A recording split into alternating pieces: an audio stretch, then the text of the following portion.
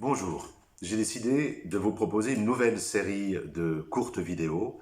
On va quitter l'univers de la danse et on va s'intéresser aux symboles.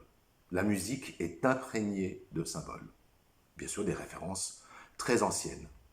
La connaissance de ces symboles va être capitale pour nous autres interprètes dans l'art de restituer la musique et son contenu.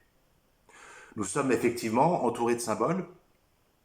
On n'en est pas forcément conscient, jour après jour. D'ailleurs, quand je parle de jour, lundi, lune, mardi, Mars, mercredi, Mercure, jeudi, Jupiter, vendredi, Vénus, samedi, Saturne.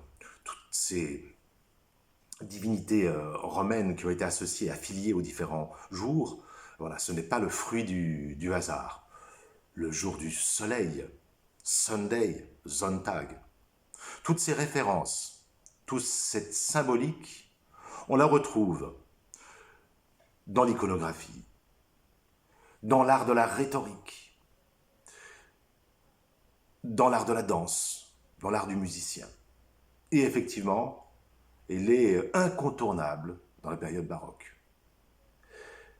La musique est empreinte, imprégnée de ces symboles, puisque même l'usage de la tonalité n'est pas un hasard. Et puisque chaque note a déjà une symbolique qui va lui donner une intention.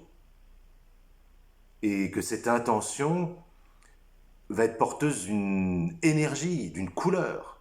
Do, Dominus, Dieu, Deus. Ré, Regina Astris, la reine des astres. La lune. Et qu'on associe souvent à la femme. Mi, mixtus orbis. Mixtus, le lieu où se mêlent le bien et le mal, la terre. Fa, factum, le destin. Sol, solaris, qui est souvent associé bien sûr au soleil, à Dieu, ou au Christ, dans les sonates par exemple du rosaire de Bibert.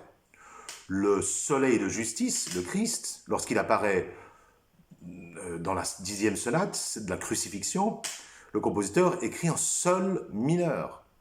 La sonate d'après la résurrection en sol majeur. Ce n'est pas un hasard. Lorsque Bibert, dans ces mêmes sonates du rosaire, évoque Marie, la présence féminine dans ces sonates du rosaire, il utilise la tonalité de Ré, Regina Astris, liée donc à la lune et à la mer. Le La, lactus orbis, la voie lactée, le Si, sidereus orbis, le ciel étoilé. Vous voyez que la musique est dans ce berceau de symboles. Alors on va aller, épisode après épisode, s'intéresser à certaines œuvres, et puis les mettre dans leur contexte, et voir aussi qu'il y a sans doute une partie consciente de la part des compositeurs lorsqu'ils utilisent tel ou tel symbole, et puis il y a peut-être aussi tout un langage inconscient qui va s'exprimer et qui est toujours en relation avec ces symboles. Je vous donne donc rendez-vous très très bientôt pour un premier épisode sur cette musique symbolique.